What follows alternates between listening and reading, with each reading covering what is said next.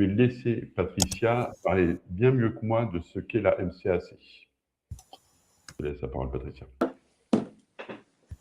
Eh bien, bonjour à toutes et à tous. C'est une courte présentation. En effet, on a une coordination d'un espace de mobilisation des acteurs du champ culturel dans le contexte que l'on connaît à la fois d'un phénomène de marchandisation, d'une logique austéritaire très forte qui s'applique et puis aussi de la montée des idées réactionnaires. Et on a décidé depuis mars 2025 de relancer un espace qu'on avait mis en place durant le Covid et qui nous permet à une soixantaine d'organisations du champ des arts et de la culture de se retrouver régulièrement tous les mois pour, de la même manière, discuter ensemble, partager nos analyses et puis voir comment se mobiliser à la fois de manière très réactive, par exemple par des communiqués qu'on a pu faire lors des logiques de budget, lors de la discussion sur le budget, mais aussi de manière un peu plus prospective. Et on a pu parler notamment des libertés, de l'économie solidaire et aujourd'hui de la co-construction. Et en fait, normalement, on a ce rendez-vous mensuel tous les premiers mardis du mois. Ça a été un peu modifié sur ce mois de mai qui était un peu plus compliqué. Et donc, on s'est dit qu'il y avait un intérêt d'articuler nos deux réunions ce matin entre le collectif des assos citoyennes et la MCAC, de façon à travailler ensemble autour de ce sujet de la co-construction auquel à la fois le CAC et l'UFISC d'ailleurs ont participé au travers de la recherche-action dont on va parler ce matin. Donc, il y avait vraiment une pertinence, je dirais, à rassembler ces deux réunions. Et d'où le fait que oui, il y a un certain nombre d'acteurs culturels, de réseaux culturels qui sont présents ce matin dans le tour de table. Et donc, comme le disait Jean-Baptiste, normalement, le Café CAC se termine à 10h30 et on pourra prendre, puisque généreusement le CAC nous laisse la visio, on pourra prendre un temps de 10h30 à 11h avec les acteurs de la MCAC et tous ceux qui souhaitent continuer, plutôt pour parler des actualités qui nous concernent. Je te remercie, je te repasse la parole, Jean-Baptiste. Merci. Et donc, pour ceux qui en sont à leur premier Café CAC, on vous explique le déroulé. Donc, je redis, hein, c'est un temps qui se veut vraiment informel et qui a vocation à favoriser beaucoup les échanges et les discussions entre nous, même si on est relativement nombreux. Et donc, en fait, on va entrer dans la matière un petit peu tranquillement, progressivement, avec 20 minutes, 25 minutes max, où on a pour habitude, à travers le pad que j'ai partagé sur la discussion, mais que je vais remettre et sur lequel vous pouvez aller. On a l'habitude de commencer en échangeant, et alors là, on va commencer à le faire par écrit, c'est-à-dire que chacun est invité à écrire sur le pad. On commence par le chiffre du mois, le mot du mois, en fait. L'idée, oula, il y a un micro ouvert. Ou l'onomatopée du mois, pour ceux qui... Donc, l'idée, alors, au début des Café Cac, on n'était pas très nombreux, donc on se permettait un tour d'écran. On ne va pas pouvoir le faire aujourd'hui parce que ça dépassera 25 minutes. Mais l'idée, c'est qu'à partir de ce qu'on va mettre sur le pad, quelques-uns volontaires puissent partager en fait le chiffre, le mot du mois, qui est évidemment un prétexte à partager une préoccupation, une réussite, un point de vigilance, etc. C'est un peu l'objet de ces rencontres régulières autour de l'actualité. Et donc ça va nous prendre à peu près 20 minutes. Et ensuite, on entrera dans le cœur de la thématique aujourd'hui, puisque chaque Café CAC a une thématique. D'ailleurs, je vais vous mettre sur le pad aussi, pour ceux qui en sont à leur premier Café CAC, le lien vers les Café CAC précédents. Ça donne un petit aperçu. J'en profite d'ailleurs pour dire que les Café CAC, les thématiques sont proposées par le CAC, voilà, mais ça peut être aussi proposé par d'autres organisations. Exemple, typiquement, il y a quelques temps, on avait fait une thématique sur le projet Périclès, Stérin, à l'initiative du comité carrément anti-Stérin. Donc, il y a des Café CAC où, en fait, on donne des cartes blanches. Et c'est un peu l'objet aussi, finalement, aujourd'hui de la thématique autour de la co-construction de l'action publique, puisque ça va être une sorte de carte blanche aux contributeurs d'une recherche participative qui nous a occupés de 2023 à 2025 sur donc, ces enjeux de co-construction de l'action publique. Je resitue ça rapidement en disant que ça fait suite au Café CAC précédent, où la carte blanche était pour la recherche participative laïque, qui est une autre recherche participative dans laquelle le CAC a été impliqué sur la même période 2023-2025. Laïque, c'est liberté associative et initiative citoyenne. ESCAPE, c'est également un sigle économie solidaire, co-construction, action publique émergente. Et en fait, on voyait évidemment une grande complémentarité à travailler à la fois sur la manière dont on appréhende ces enjeux sur les libertés associatives et la manière dont on approfondit cette thématique autour de la co-construction. Donc, il y a une cohérence sur ces deux cafés CAC. Et donc, vous dire que ce plat de résistance va nous occuper à peu près 3 quarts d'heure avec 3 interventions prévues. Donc, Grégoire Patot de l'UFISC, Jean-Louis Laville qui est déjà là. J'allais dire qu'on ne me présente plus, mais peut-être quand même redire que, enfin, Jean-Louis, tu te présenteras mieux évidemment, mais que tu es sociologue et économiste et que tu travailles depuis longtemps sur ces enjeux autour de l'économie solidaire, l'économie sociale et solidaire, le monde associatif en France, mais aussi sur d'autres continents. Et je présenterai aussi en quelques mots pour le CAC. Donc tout ça, ça va nous amener à peu près jusqu'à 10h15 et généralement on finit le dernier quart d'heure en se faisant un petit peu plaisir, c'est-à-dire en partageant des conseils de lecture, de visionnage, etc. On verra si on peut le faire, parce que l'idée c'est aussi qu'il y ait un temps relativement conséquent quand même de questions-réponses après ces 3 interventions liminaires, Grégoire, Jean-Louis et moi, donc exclusivement masculine pour ces 3 interventions. Mais on fera mieux la prochaine fois. Voilà, je crois que j'ai tout dit. Vous avez le pad. Ce que je vous propose, c'est de marquer donc un chiffre ou un mot du mois.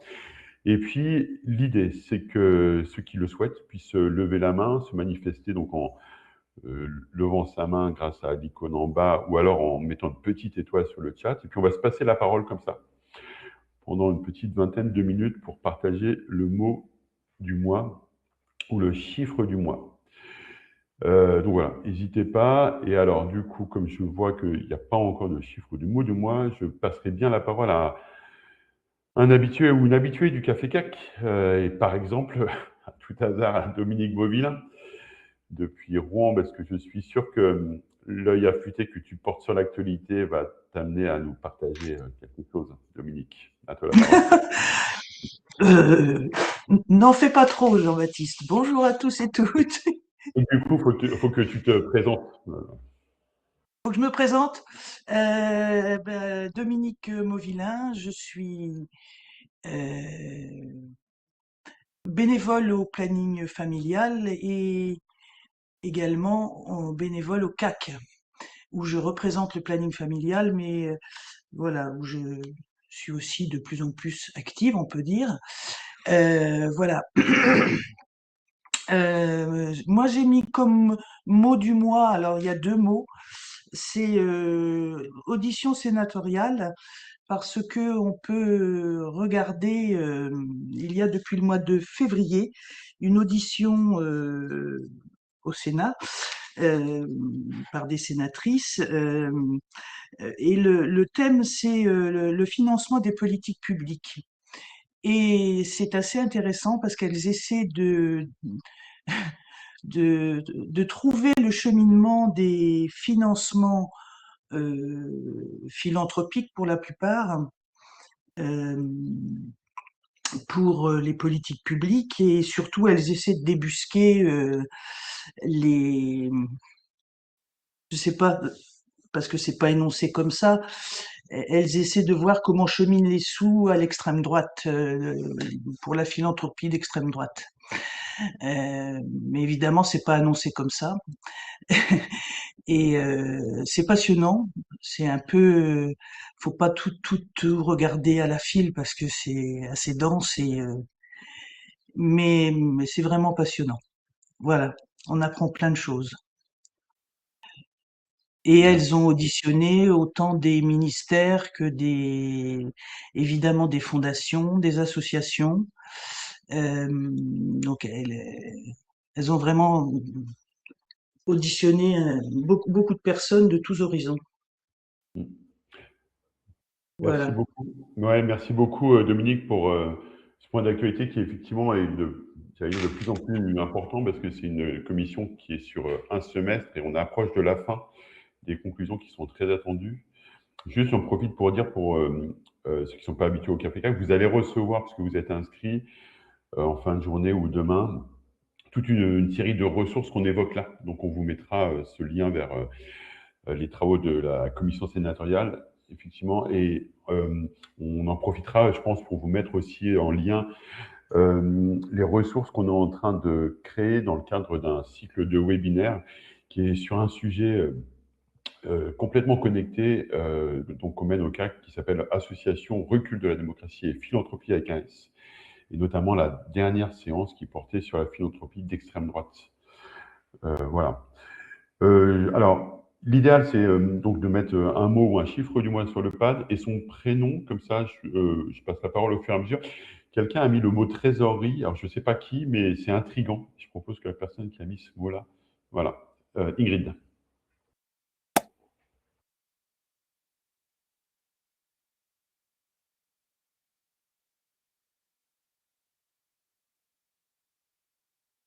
Alors, pour le micro, c'est normalement en bas. Il y a un icône micro. Je vois que ton micro est fermé. Donc, en bas, en fait, il y a plusieurs icônes, et notamment, normalement, un C'est micro. bon, c'est parce que je Ouais, recliquais, super. mais sans mettre le microphone. On t'entend bien. Oui, bah, c'est le mot du mois, même du semestre pour moi. Voilà. En début d'année, j'avais eu un point avec Madrak. Elle m'avait dit: «J'espère que tu auras de la trésorerie». Et maintenant, je comprends.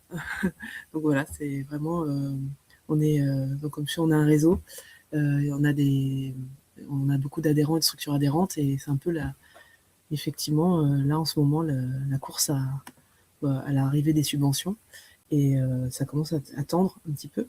Donc c'était pour ça. Et puis antivirus était déjà pris, donc j'ai pas pu mettre aussi antivirus. Mais trésorerie, c'est vraiment une grosse angoisse. Là, j'ai passé des très très mauvaises nuits, car bah, savoir si là on est passé à 3 mois de trésorerie. Donc vivement que les subs arrivent, en fait, si elles arrivent, parce que j'ai pas encore le cadrage financier de tous nos partenaires financiers. Merci beaucoup pour ce partage, en l'occurrence d'inquiétude, et qui renvoie, alors j'ai plus le chiffre en tête parce qu'il y en avait un certain nombre qui étaient présentés par le mouvement associatif récemment là sur les tensions de trésorerie. Ça a été objectivé récemment. Donc si quelqu'un là, on peut le partager, mais effectivement, c'est, j'allais dire, un problème viral là Oui, c'est aussi, ça. Oui, qui se propage très, très, très fort. et qui fonctionne à plus de contacts que l'antivirus, finalement. Oui, complètement, complètement. Euh, on va peut-être continuer un peu sur des choses inquiétantes. Je vois, bah, Patricia, peut-être, liberté attaquée suite au municipal. Bon, on finira peut-être par des choses moins inquiétantes, mais tant qu'on y est, on y va. Malheureusement, mais je vais me partager la parole avec Fanette, qui je vois avait écrit la même actu avec le lancement de l'enquête. Donc peut-être juste pour, comme je l'ai écrit dans le pad, oui, redire que malheureusement, suite au municipal, on commence à avoir des bilans qui remontent, heu, notamment déjà de quelques actions des nouveaux maires RN. Ça, on le lit dans les espaces collectifs, notamment coordonnés par Vox Public ou autres. Et c'est vraiment très important d'avoir ces espaces qui nous permettent de partager cette analyse et de pouvoir documenter au fur et à mesure ce qui se passe. Nous, ce qu'on a vu, c'est que dans le champ, notamment des arts de la rue, peut-être Bernadette, tu pourras en dire un mot, il y a eu une attaque assez frontale qui a été fait avec des pressions, un cyberharcèlement contre une compagnie et une association Artère à Paris dans le cadre d'un espace, d'une création dans l'espace public. Sur des passages piétons avec des menaces, presque des menaces de mort, qui ont été renvoyées vers l'artiste, et en tout cas une vraie campagne homophobe, et cetera. Donc voilà, on continue, on voit que la pression continue, les baisses de subventions aussi ont été actées, que ce soit sur des festivals ou que ce soit par exemple sur la Flèche qui est aussi un lieu art de la rue, voilà. Et donc peut-être Fanette, je te laisse, la parole plutôt sur le lancement de l'enquête, qui a été fait, dernièrement.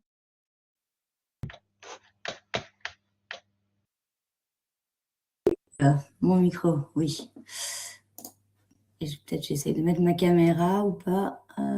Là. Bonjour tout le monde. Bah oui, alors moi j'ai mis le mot enquête effectivement parce que effectivement il y a le lancement de la grande enquête nationale sur les libertés associatives et le pouvoir d'agir dans la culture. Donc vous avez probablement déjà entendu parler et qui est le fruit d'un travail partenarial assez important entre tout un tas d'organisations, dont le CAC, dont l'UFISC, mais aussi le collectif POP pour l'observation participative et partagée, et qui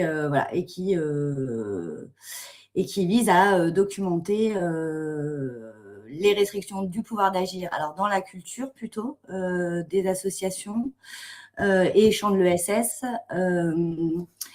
au travers des restrictions aux libertés associatives, à la liberté de création et restrictions au niveau des financements des associations.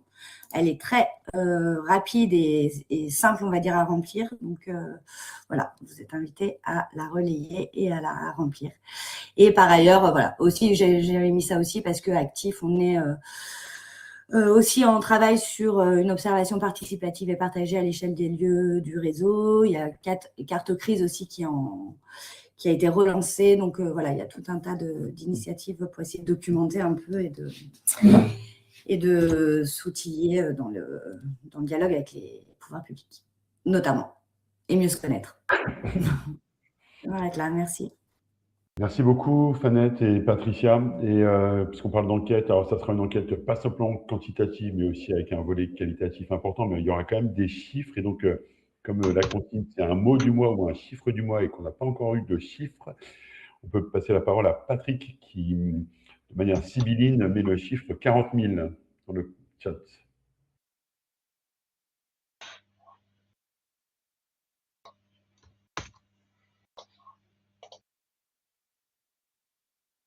Patrick, est-ce que tu as un micro? Je vérifie parce que des fois, il y a des connexions en écoute seule.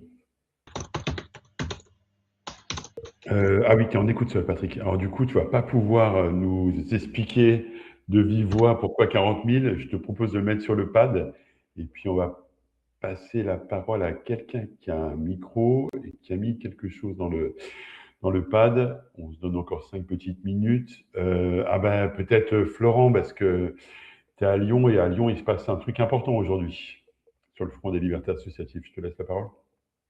Yes, tout à fait. Bonjour à tous et toutes. Oui, à Lyon, du coup, aujourd'hui, il y a une audition devant le tribunal administratif dans l'affaire anciennement Alternativa Lyon, qui s'appelle aujourd'hui Action Justice Climat Lyon, qui avait fait une demande de subvention au FDVA il y a 2-3 ans, 2023, il me semble, et où la préfecture a décidé de refuser cette subvention alors qu'elle avait un avis très favorable qui avait été exprimé du fait de la position, alors je cherchais dans l'article exactement, mais une position pas très claire par rapport à la désobéissance civile qui faisait que, liée au contrat d'engagement républicain, et ben en fait, cette association ne pouvait pas avoir les subventions qui étaient demandées. Et donc voilà, il y a à nouveau aujourd'hui un passage devant le tribunal administratif. Je remets l'article en question. Merci beaucoup. Et effectivement, c'est une affaire qu'on suit de près, y compris en étant impliqué juridiquement, puisque le CAC avec d'autres, mais je crois avec l'UFISC aussi, est intervenant volontaire sur cette affaire-là. Et on aura probablement, parce que je sais qu'il est sur place, un article de Jérôme Bourdeau dans Mediapart ce soir ou demain qui nous racontera ce qui se passe en ce moment même à Lyon. Patrick, tu as demandé la parole et je crois que tu as un micro, donc à toi.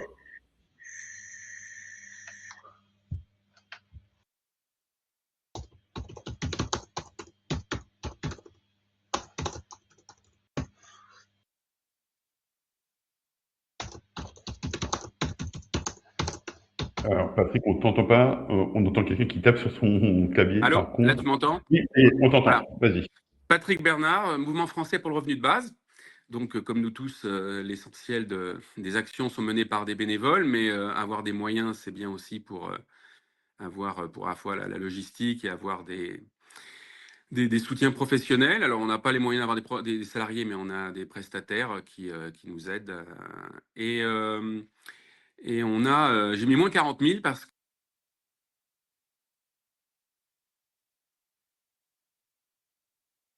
Ah, on t'entend plus. On t'entend plus. Normalement, sur BBB, c'est un logiciel libre, il n'y a pas de censure. Mais j'opte pour un problème technique plutôt. Est-ce que tu nous entends, Patrick? On a perdu le contact. Et pour le moment, c'est lui, comme dit Florent, c'est un teasing incroyable, moins 40 000. Voilà, bon ben, peut-être on attend que la connexion revienne. Une ou deux dernières prises de parole. Peut-être Philippe, parce que c'est chouette de t'avoir parmi nous, Philippe, ça fait longtemps et tu mets un mot, un seul mot, l'eau. Donc, on se demande ce qu'il y a derrière. À toi la parole, Philippe.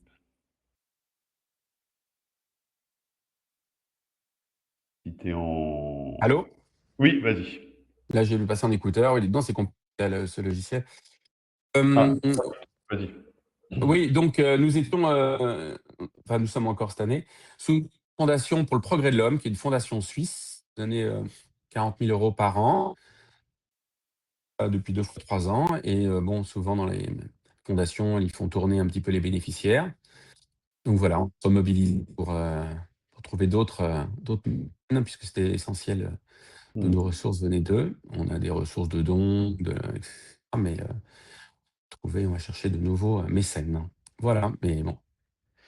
Ce qui renvoie aux enjeux autour de la philanthropie, donc travaillé et évoqué tout à l'heure. Je vous propose une ou deux dernières prises de parole.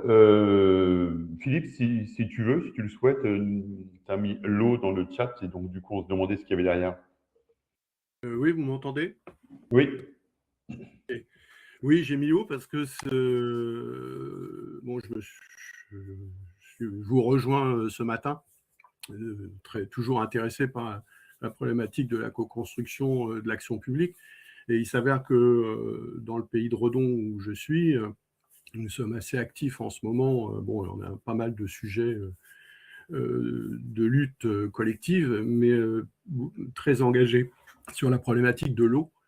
Qui est un vrai sujet, pas seulement local, hein, qui est un sujet national et qui le sera de plus en plus, aussi bien sur le plan national d'ailleurs que dans le monde, dans la mesure où on a des problématiques de démocratie avérées, au sens d'atteinte à la démocratie avérée, notamment sur les quelques outils de co-construction en termes de démocratie territoriale. Notamment avec le fonctionnement de ce qu'on appelle les clés, les comités locaux de l'eau, qui normalement associent tous les acteurs intéressés par la gestion de l'eau sur un territoire donné. Nous, c'est le bassin de Vilaine, avec un vrai problème d'accès à l'eau dans les années qui viennent, de potabilité de l'eau, de rareté de l'eau.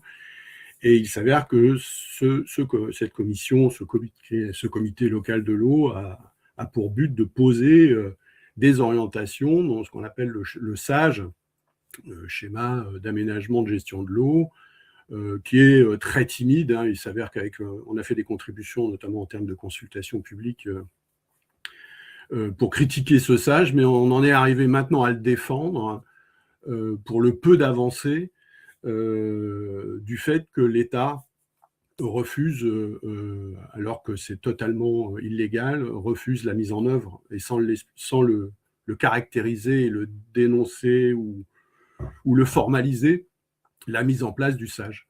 Et donc, qui a, avec les forces en présence, hein, et notamment dominantes chez nous, c'est-à-dire la FNSEA et la JAX, donc les jeunes agriculteurs, et la coordination rurale.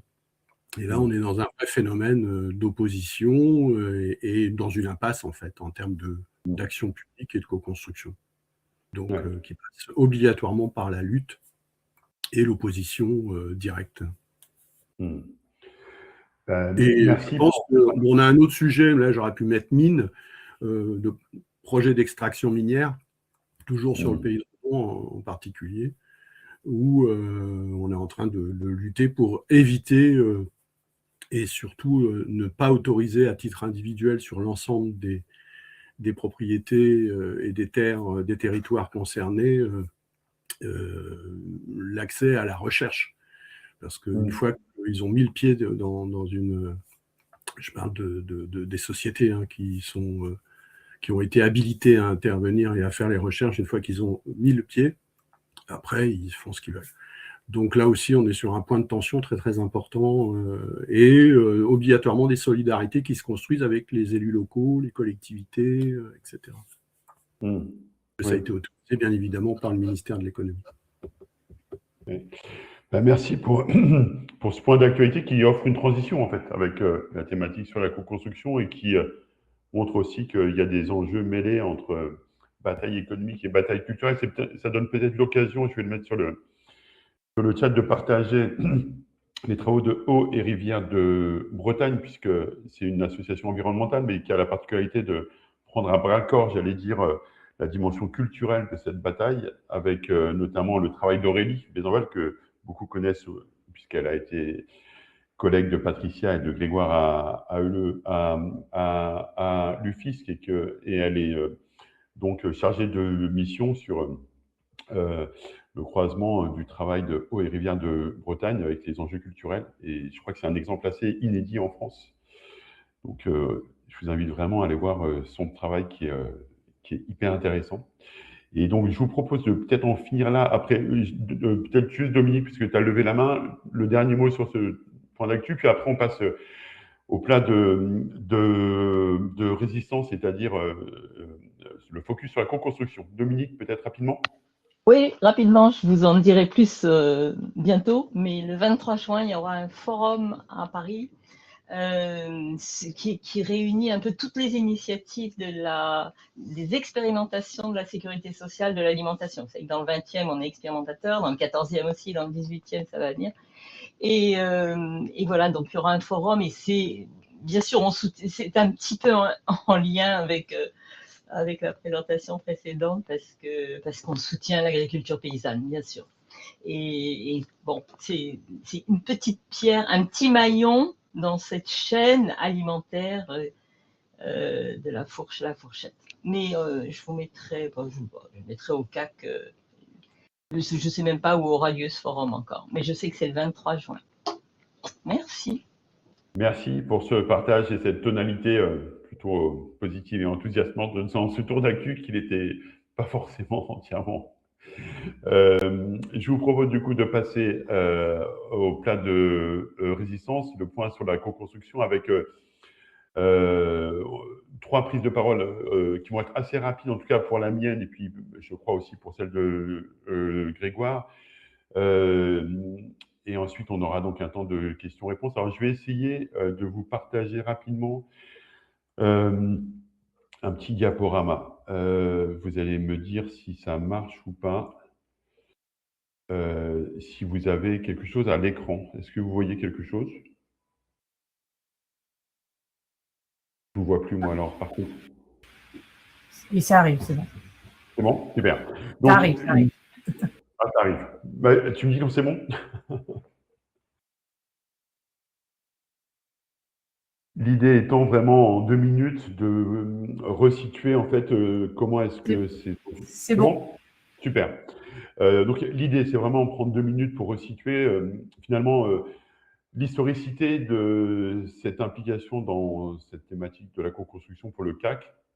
Là vous avez un peu la chronologie de la manière dont on a travaillé cet enjeu-là, qui est pour nous un enjeu qu'on resitue globalement dans le schéma explicatif partagé dans le livre Quel monde associatif demain, et en particulier dans l'analyse du scénario de l'affaiblissement spécifiquement autour des enjeux de l'instrumentalisation du monde associatif, en se disant que la co-construction de l'action publique peut être une réponse à ce processus d'instrumentalisation, à certaines conditions. Et donc, c'est ces conditions qu'on a explorées, approfondies, avec une première recherche-action en 2017-2018 sur la co-construction de l'action publique, que je mentionne parce que pour nous, elle a permis de poser vraiment une première pierre sur laquelle on a pu appuyer un certain nombre de développements ensuite, à travers en particulier le rapport qui a été rédigé à cette époque par Laurent Fraisse, suite à différentes rencontres organisées par le RTES, Réseau territorial de l'économie solidaire, le FISC, le RNMA, Réseau national des maisons des associations, le CAC, le MES, le Mouvement pour l'économie solidaire. Je cite ces réseaux parce que vous allez voir que c'est ceux qui ont aussi été impliqués ensuite dans la recherche participative ESCAPE. Il y a eu un moment important aussi autour de ces enjeux sur la co-construction pour nous, ça a été avec le collectif pour une transition citoyenne dont Florent est un représentant là autour de l'écran ce matin, tout le travail préparatoire et puis le travail au moment des municipales 2020 sur le pacte pour la transition, c'est-à-dire finalement des enjeux de co-construction à l'échelle locale, mais qui ont dépassé le moment de l'élection pour s'inscrire dans le temps et construire un espace d'interpellation permanent entre les collectifs de la société civile et les exécutifs locaux. Ça s'est évidemment prolongé ensuite dans le pacte pour la transition 2026 et dernière élection municipale avec le dispositif Mérimi dont on pourra peut-être dire un mot tout à l'heure. Et enfin, ce dont on va parler là, la recherche participative ESCAPE, donc c'est un sigle, économie solidaire, co-construction et action publique émergente. Et on va approfondir un tout petit peu ça. Ça, la slide suivante, c'est juste quelques détails sur ce que ça a produit, en fait, tous ces travaux, mais vous aurez encore une fois toutes les ressources à votre disposition ensuite. Un mot sur le contexte et les enjeux. D'abord, en fait, quand même rappeler, et c'était dit tout à l'heure finalement en disant que là, on est sur une carte blanche qui fait suite à la carte blanche laïque sur les libertés associatives. En fait,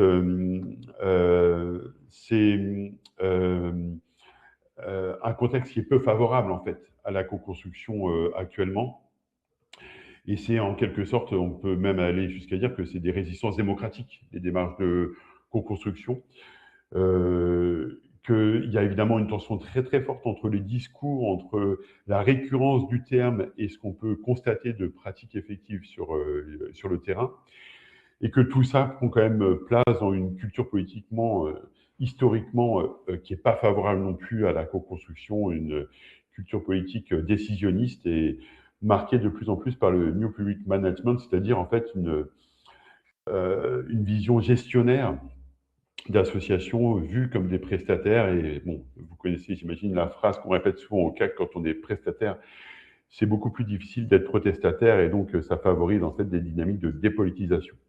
Sans parler évidemment du contexte économique, on en parlait finalement rapidement avec la manière dont ça se traduit sur les enjeux, sur les trésoreries, mais évidemment un contexte économique plutôt défavorable ou très défavorable à la co-construction. Et pourtant, il y a des enjeux particulièrement forts, tout simplement autour de la concrétisation des promesses de la citoyenneté, la place des habitants, etc.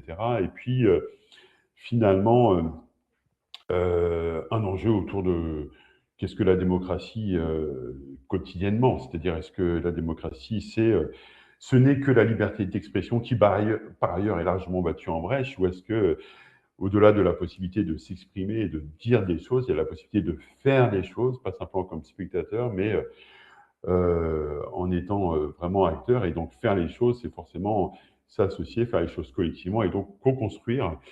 C'est de ça dont il s'agit, avec 2 points pour finir.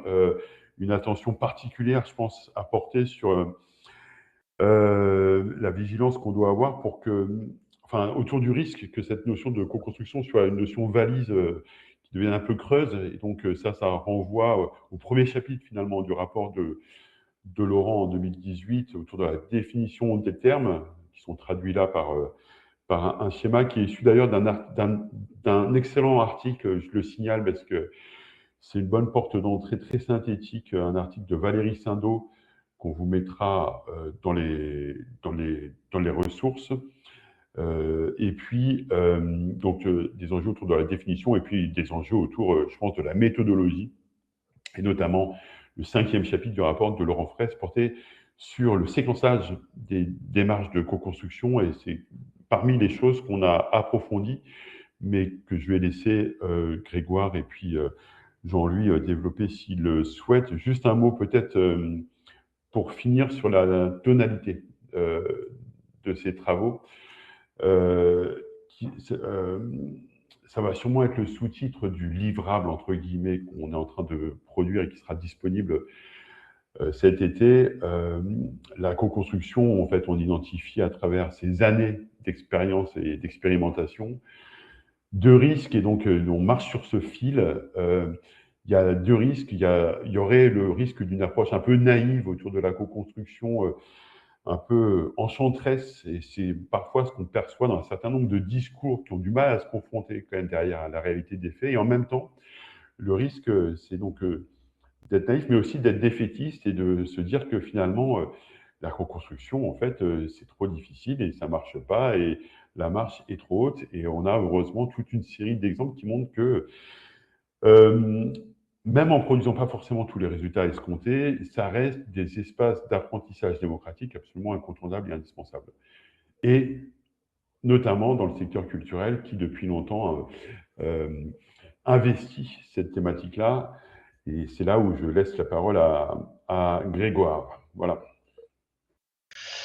Oui, c'est vrai que du coup, c'est un sujet dont on parle, le secteur culturel, comme bien d'autres, hein, évidemment, depuis pas mal de temps. Et c'est pour ça qu'on a eu cette idée d'hybrider le temps MCAC, mobilisation, coopération et culture, avec cette proposition de Café CAC autour de la co-construction, puisqu'effectivement, et je pense que c'est assez important de le dire, dans le contexte actuel, et malgré l'importance de ne pas être naïf, on est beaucoup dans un moment de défense, de contestation, de résistance, et peut-être que cet endroit de la co-construction et les quelques tentatives, même les nombreuses tentatives qui existent, c'est peut-être un petit peu un des rares endroits où on est dans une logique plus proactive, plus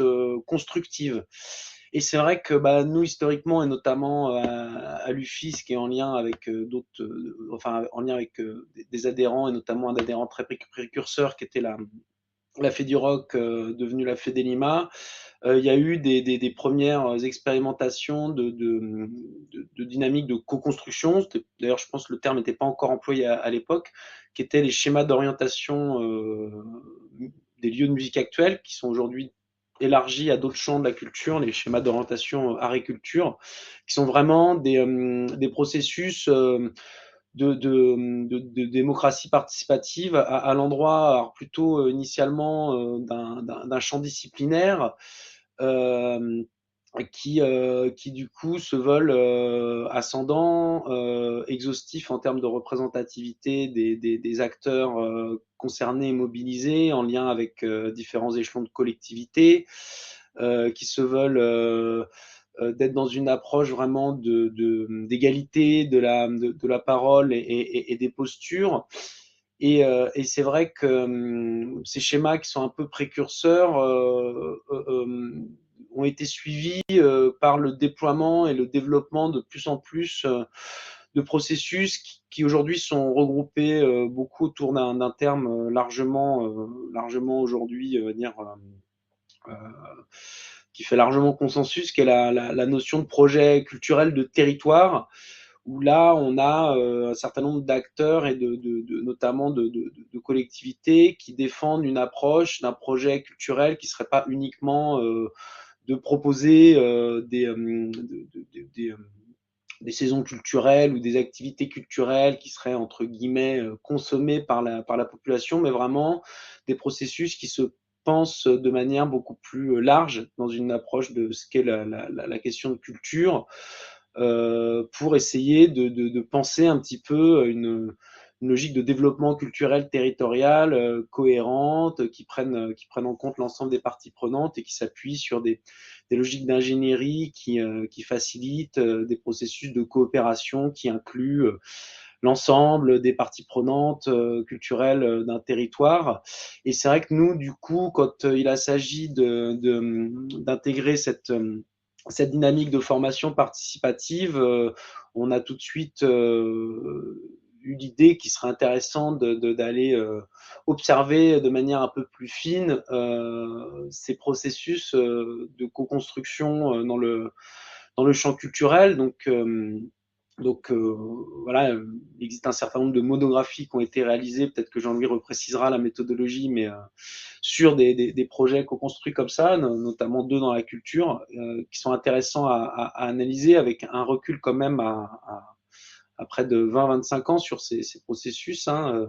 Je pense que Philippe Berthelot, qui est présent ici, pourra confirmer l'ancienneté des premiers Solima, mais ça commence à dater un petit peu.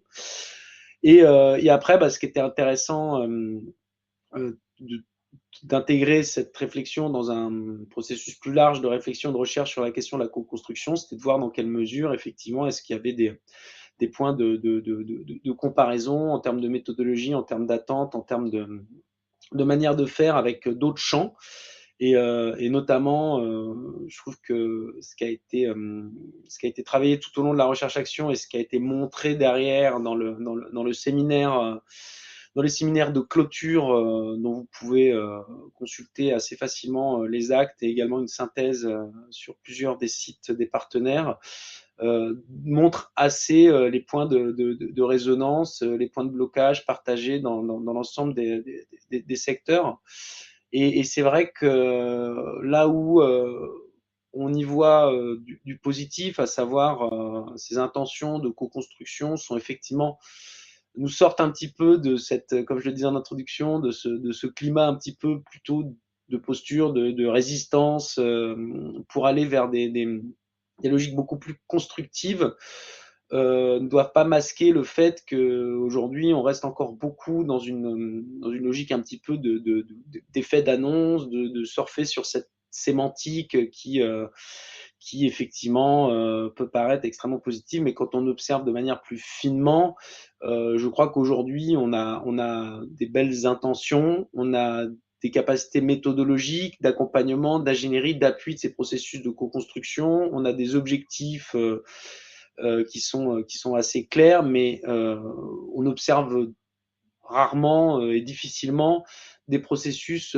qui vraiment, on va dire, cochent toutes les cases d'une dynamique de co-construction réussie et qui s'appuie vraiment sur une logique de démocratie participative.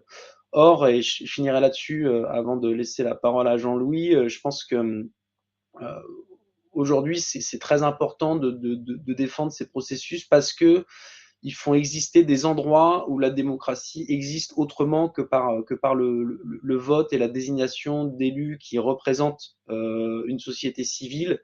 Et sont vraiment ces endroits où on peut faire de la politique en tant que société civile. Donc c'est pour ça que pour nous, ça semble important à la fois de documenter, d'analyser où on en est aujourd'hui et puis d'essayer de se projeter pour défendre ces logiques dont les méthodologies et l'approche s'affinent de plus en plus, notamment grâce au travail qui a été fourni dans le cadre de cette recherche-action. Et Jean-Louis, je me permets du coup de te passer le flambeau de la parole pour poursuivre ce petit temps de présentation de nos travaux. Merci Grégoire.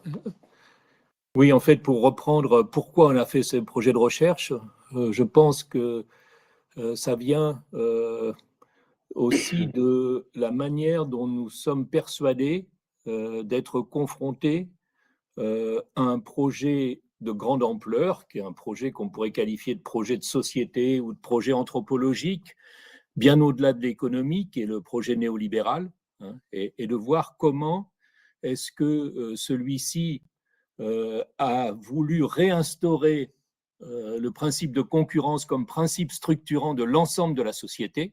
Hein, donc ça suppose la destruction de tout un ensemble de règles qui avaient été préalablement établies dans le cadre de compromis antérieurs émanant par exemple de la déclaration de Philadelphie. Donc on est confronté vraiment à un projet de très grande ampleur. Ce projet de très grande ampleur, il a aussi été décliné dans la version plus allemande du néolibéralisme, articulé à une philanthropie. On retrouve la question de la philanthropie d'extrême droite qui était abordée tout à l'heure. Et donc par rapport à ça, on est un peu dans un temps où ce projet de concurrence généralisée, parfois amendé par de la philanthropie, est aujourd'hui toujours confronté à des résistances, et on en arrive à l'expression finale qui est celle de l'autoritarisme liberticide. Et donc c'est par rapport à ce contexte-là que prend sens la recherche qui a été effectuée, et avec le souci que Jean-Baptiste et Grégoire rappelaient, c'est-à-dire le souci de dire que malgré l'ampleur de ce projet désastreux, il y a aujourd'hui un certain nombre de répliques, de ripostes, de résistances, et que celles-ci, je fais que reprendre ce que disait Grégoire à l'instant, elles nécessitent d'être documentées. Parce que finalement, on a besoin aussi de mutualiser les quelques avancées qui fait que tout en étant dans une posture critique, on est aussi dans la volonté de montrer qu'il est possible de faire autrement et qu'il n'y a pas que ce modèle-là qui est en application dans la réalité, mais qu'il y a aussi des embryons, des germes d'autres choses, et que c'est un matériel sur lequel nous voulons travailler. Et c'est pour ça qu'il y a eu un certain nombre, 9, je crois, études de cas détaillées qui ont été réalisées sur ce qui, malgré tout, peut être fait dans un contexte qui a été qualifié avec justesse de défavorable. Donc, je crois que ça, c'est le premier élément de contexte. Donc, je prends un peu le contexte initial de la recherche pour ensuite, peut-être dans un second temps, voir les résultats qui se dégagent dans la suite de ce que vous avez déjà indiqué. L'autre élément qui importe si on veut aller dans le sens de cette co-construction, c'est aussi, je crois, qu'est-ce que la recherche, Et là, ça renvoie à un travail qu'on a fait avec Anne Salmon sur l'impossibilité, dans le cadre de la recherche classique, de prendre en compte un certain nombre de problèmes socio-écologiques d'aujourd'hui. Pourquoi ? Parce que la recherche classique, elle a été construite sur le fait qu'il fallait se distancier de la réalité, objectiver cette réalité et être dans une neutralité quand on faisait de la recherche. Ça nous semble être des impératifs qui ont empêché la recherche d'être créatrice de solutions par rapport aux défis qui sont les défis contemporains. Et donc ça veut dire que pour faire de la recherche aujourd'hui qui soit pertinente, il est nécessaire de procéder autrement et d'avoir d'autres présupposés et d'autres façons d'envisager la méthode de la recherche. Et donc, depuis un certain nombre d'années, il y a cette volonté que la recherche se fasse non pas sur la société ou sur les acteurs, mais avec les acteurs, c'est-à-dire comme une coproduction.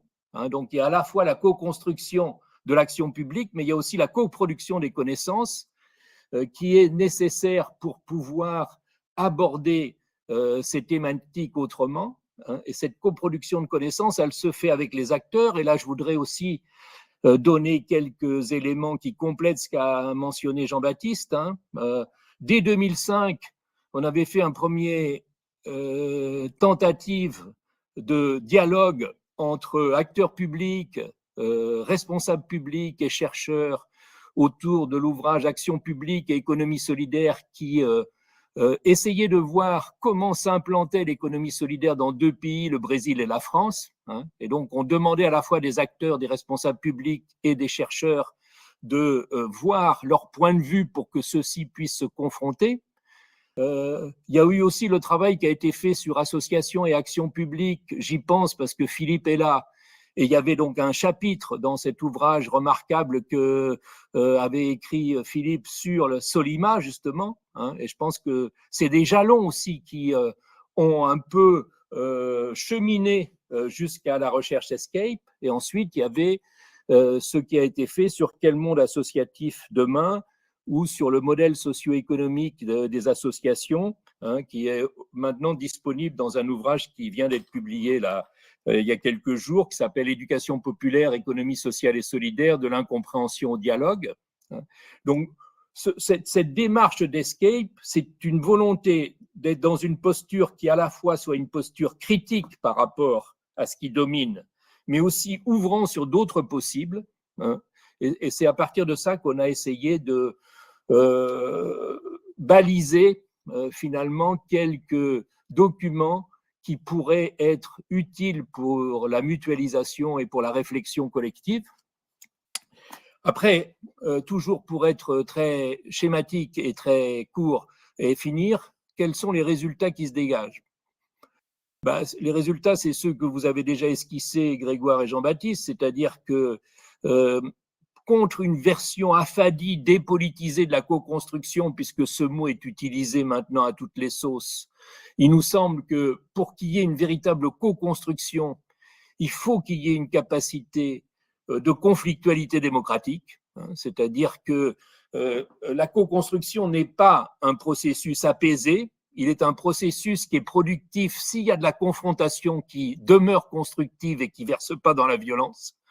Et donc, il y a une façon d'envisager la co-construction qui aujourd'hui voudrait faire croire qu'il y a de la co-construction partout. Et l'idée, c'est que ce qui se dégage de la recherche, c'est que la co-construction nécessite une certaine exigence, nécessite de ne pas tomber dans le panneau d'un partenariat généralisé. Et donc, ce n'est pas une question de technique, c'est une question profondément politique, mais en même temps, ce qui se dégage de cette recherche, c'est qu'il y a malgré tout un certain nombre de points de vigilance qui peuvent être identifiés pour analyser comment se déroulent les processus. Et c'est ça qui va essayer d'être synthétisé dans le document qui est un anti-guide, si je reprends les termes qui ont été utilisés dans le consortium, un anti-guide pour ne pas effectivement entretenir une vision techniciste de la co-construction, mais pour montrer quand même qu'il y a un certain nombre de points qui peuvent être repérés et sur lesquels il est important d'être attentif si l'on veut que cette co-construction ne soit pas justement une autre forme d'instrumentalisation. Voilà, je m'arrête là pour qu'on puisse avoir le temps de discuter. Merci beaucoup, Jean-Louis. Et effectivement, c'est utile de rappeler les différents jalons, les différentes productions là, sur ces dernières années. On les a mis sur le chat parce qu'on voit qu'il y a toute une progression dans la réflexion, dans le travail collectif. On peut peut-être ajouter, je vais l'ajouter après dans le chat, les actes du séminaire final d'Escape qui sont prêts et donc qui se sont tenus au mois d'octobre et qui ont été rédigés par Marie-Catherine Henry, qui ne pouvait pas être avec nous ce matin, mais donc je vais partager ça. Et puis effectivement, en fait, la recherche participative en fait avait deux exigences, des exigences du domaine plutôt académique, universitaire, scientifique, d'où les actes et aussi le côté un peu volumineux de ces productions-là. Mais il y a aussi tout un travail qui est fait et qui est en train d'être fini là, sur comment est-ce qu'on arrive à synthétiser ça en outils utiles pour l'action appropriable sans forcément avoir à s'approprier toutes les productions académiques. Et donc, on a opté, alors au début, on envisageait une approche méthodologique avec un manuel. On a vite opté pour l'idée d'un anti-manuel, c'est-à-dire qu'il n'y a évidemment pas de recette toute faite sur les enjeux de co-construction, mais il y a des questionnements récurrents sur cette démarche-là. Et finalement, cet anti-manuel, ça sera toute une série de questionnements qui se font jour, en tout cas dans ce qu'on a pu observer à travers ces monographies, mais qui seront aussi sûrement celles qui se poseront demain des acteurs qui soient acteurs de terrain, responsables de collectivités publiques, etc., ou même universitaires sur ces enjeux de la co-construction. Donc, ces questionnements, on peut les ouvrir là avec ce petit temps d'un quart d'heure, 20 minutes de questions-réponses. À vous la parole sur qu'est-ce qui vous interpelle, vous interroge sur ces enjeux-là, et puis on essaiera de vous répondre directement. Alors, il suffit de lever la main, donc Gaël et David sont les deux premiers. Gaël d'abord. Ouais, bonjour à toutes et à tous. Ça va pas être une question, c'est juste une courte intervention avant de vous quitter malheureusement. À la suite de ce que viennent de dire Jean-Louis et Jean-Baptiste, côté anti-guide, l'anti-guide ou l'anti-manuel, c'est plutôt un document visant à lister un certain nombre de points de repère pour se positionner le mieux possible dans des dynamiques de co-construction. Je pense que c'est aussi comme ça qu'on peut le résumer. Et par rapport à ce que disait Jean-Louis sur la co-construction, qui reste encore un long chemin et qui ne doit pas verser dans la violence, bien entendu, on souscrit à ça, Jean-Louis, mais je voulais signaler aussi que on a un enjeu, c'est à se constituer en société civique reliée, qui voulons pratiquer ces co-constructions dans différents domaines, à se constituer en société civique un peu plus reliée pour être capable d'imposer quand même une dynamique de force, en fait, entre ce qu'on revendique, nous, comme démocratie continue, nous permettant de co-construire dans tous les domaines de la vie, les domaines essentiels de la vie, dont on devrait pouvoir s'occuper plutôt que d'être des administrés permanents par les élus. Parce qu'on peut constater que dans les expériences de co-construction, la première des fragilités de ces expériences de co-construction, c'est le fait qu'on arrive à être en dialogue et en co-construction que si on a des partenaires en face de nous, côté élu, et donc on reste en permanence à la merci du bon vouloir de ses partenaires pour se mettre en dynamique de co-construction. Donc tant qu'on n'arrivera pas, nous, société civique, à revendiquer plus fortement et à s'imposer à différents moments, notamment au tournant des moments électoraux, mais pas que, bien entendu, surtout entre deux, pour dire voilà comment on pourrait procéder, voilà, on est prêt à procéder comme ça, parce qu'on a aussi fourbi nos méthodologies depuis des années et on sait comment faire. Mais tant qu'on n'arrivera pas à instituer un peu plus ces obligations de la co-construction, eh bien, on en restera toujours à la posture qu'on connaît malheureusement depuis longtemps, c'est-à-dire aux expériences marginales, réussies, mais qui resteront marginales. Voilà. Et je voulais juste nommer ça comme problématique pour l'après-escape, en fait.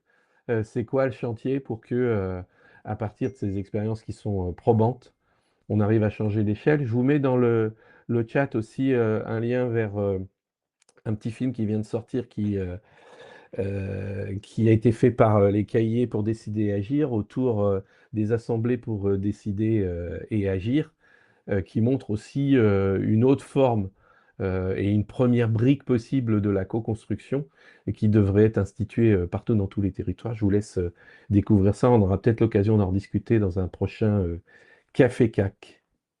Oui. Merci beaucoup, Gaël. Alors, n'hésitons pas à se présenter voilà, on ne se connaît pas tous autour de l'écran. Et puis, merci pour le partage de ce film qui, effectivement, est vraiment hyper utile, hyper pédagogique, qui est assez court et qui montre bien une démarche de co-construction, en l'occurrence dans le 93. Voilà. La parole à David, parce que du coup, on parlait du CTC, Collectif pour une transition citoyenne. Et c'est pas ta seule casquette, David, mais tu vas pouvoir te présenter avant d'intervenir. À toi. Oui, bonjour. J'espère que vous m'entendez bien. Ok. Oui, alors là, je vais intervenir plutôt sur une casquette du mouvement des villes en transition, parce que je trouve qu'on a une discussion ici très intéressante, très structurée, avec une approche de la co-construction qui, si je reprends un des termes utilisés par Jean-Louis Laville, c'est basé sur une logique, une approche aussi de confrontation, d'interpellation. Je pense qu'on peut avoir des visions qui sont différentes et qui ne versent pas nécessairement dans une approche purement technique. Je pense que dans le mouvement des villes en transition, on n'est pas les seuls.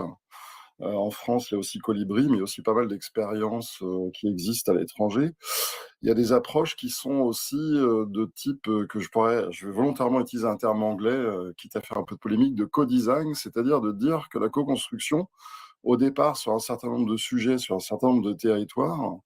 Elle a été lancée par des projets citoyens dynamiques, notamment autour de projets d'écologie locale et territoriale, sur des enjeux de développement de résilience territoriale et sur des sujets qui étaient peu investis par des autorités locales qui sont, selon les pays, plus ou moins puissantes ou verticales d'ailleurs. Je vais donner un exemple, l'Écosse.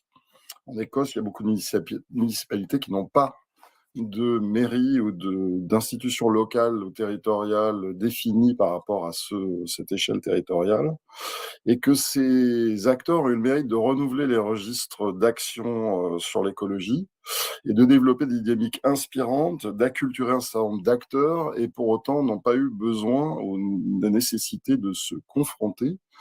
Elles ont surtout amené des discussions et des projets différents, des manières de concevoir l'action qui étaient plus orientées sur les projets que sur des enjeux de délibération.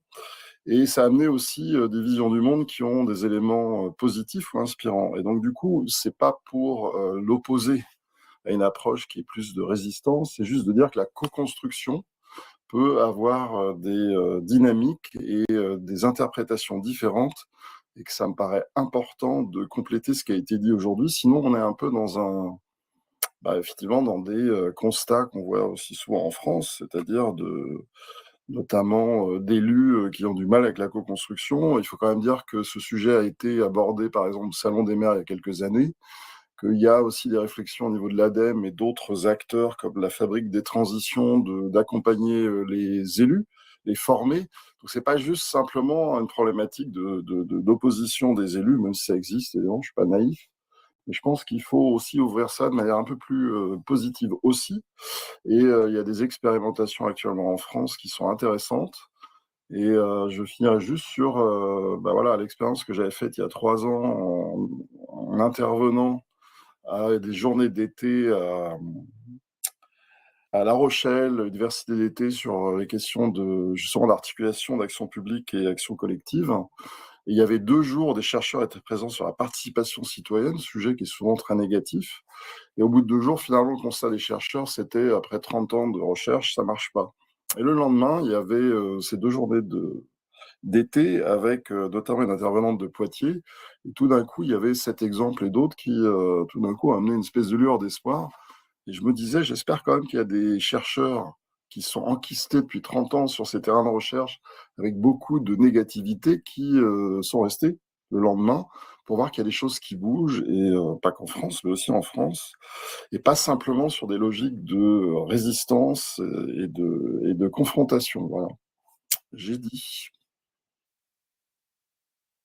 Merci David. Et du coup, Florent en profite non seulement pour partager l'adresse du site du collectif pour la transition citoyenne, mais pour confirmer qu'il y aura une rencontre organisée sur ces problématiques-là en septembre, donc à la rentrée, ce qui est très bien parce que ça permet aussi de se donner rendez-vous pour la suite de nos échanges.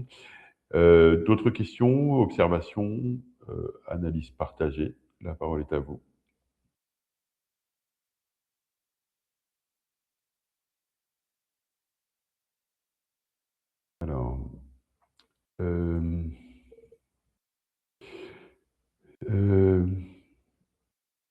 Alors, pour c'est pas forcément une prise de parole masculine, hein, je précise. Oui, voilà, d'ailleurs, Florent fait la même remarque. Perron. Bonjour, une question. Est-ce que la co-construction implique une prise de décision par consentement?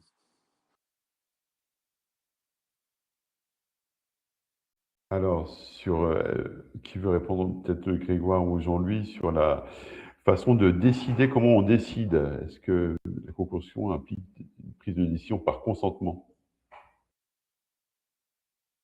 Peut-être, Perron, alors je suis désolé, je ne connais pas le prénom, mais préciser pour ceux qui ne sont pas forcément au fait, la différence entre décision par consensus et par consentement, comme ça tout le monde... J'ai découvert la prise de décision par consentement avec une boulangerie en scope de Grenoble, parce que eux fonctionnent sur ce modèle-là. Et ça doit faire une dizaine d'années qu'ils ont mis au point ça. Le consentement, ça consiste à faire en sorte, et contrairement au consensus où les gens acceptent de disparaître mais ne sont pas d'accord, c'est de pousser les discussions le plus loin possible jusqu'à ce que tout le monde dise « bon, ben, je ne suis pas entièrement d'accord avec ça, mais je m'y retrouve quand même ». Autrement dit, faire en sorte que l'individu se retrouve toujours dans les décisions qui sont prises, même s'il n'est pas en accord complet, mais que la discussion est faire en sorte que tout le monde que tout le monde retrouve un bout de lui-même dans la décision finale. Oui. Merci beaucoup pour cette excellente question parce que je pense qu'elle touche à un cœur en fait, au cœur de ce qu'on a travaillé sur cette dynamique de construction, c'est-à-dire le fait que ça touche au partage du pouvoir. Et c'est en ça où c'est pas forcément évidemment consensuel.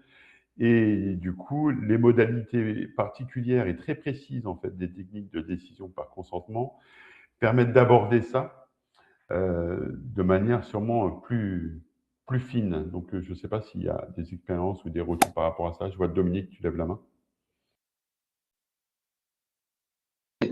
Parce que je fais partie de tas d'associations où les décisions essayent d'être prises au consentement. Mais en fin de compte, avec l'urgence politique, c'est rarement possible. On n'est pas dans le même temps. Moi, je suis vraiment contre cette démocratie représentative et pour une vraie démocratie où tout le monde où il n'y a plus une pensée,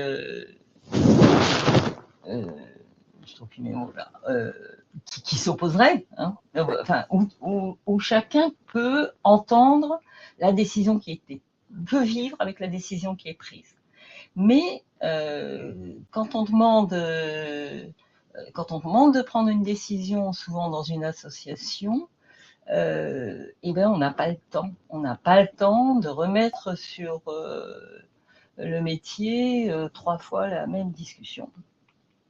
Donc pour moi, c'est un frein. Mais je pense que Jean-Louis Laville pourrait nous dire des choses là-dessus, non? Jean-Louis, on te lance la balle au bon. Non, il y a peut-être d'autres réactions avant. Ouais, peut-être. Alors, s'il y a d'autres réactions comme ça, on en prend plusieurs en même temps. Il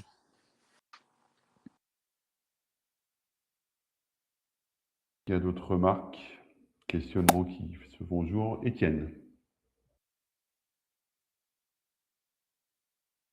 Oui, bonjour. Moi, je suis à Doussard, en Haute-Savoie. Moi, je veux témoigner à propos des décisions au consentement. On a beaucoup travaillé ça dans la campagne municipale avec un collectif qu'on a créé ici, dans notre commune de 3500 habitants, et pour constituer une liste citoyenne et participative. Voilà, et nous avons pu candidater aux élections et nous avons vécu quelques-uns de nombreux processus de prise de décision où il s'agissait vraiment de renforcer notre cohésion au sein du collectif et des colistières et des colistiers. Et nous nous sommes appuyés notamment sur des outils et des formations déployées par le réseau Action Commune, donc réseau d'élus et de personnes et de collectifs justement porteuses de listes citoyennes et participatives. On s'est appuyé aussi sur les travaux et le soutien de la SCOP Fréquence Commune, dont le siège est à Grenoble. Et effectivement, ça prend du temps, mais c'est extrêmement fort. Nous, on a fabriqué notre programme municipal en prenant du temps, en allant très loin justement des discussions et en veillant au consentement pour avoir un programme qui soit très fort et qui soit porté par l'adhésion et la cohésion entre nous. Bon, il se trouve qu'on n'a pas gagné cette fois-ci, donc on devient quelques-uns élus minoritaires, donc c'est un peu difficile, mais on s'est forgé aussi des convictions que l'on essaye de porter et de faire valoir au sein du conseil municipal et du conseil communautaire. Merci beaucoup, Étienne, pour ce retour. JF Périnel a levé aussi la main.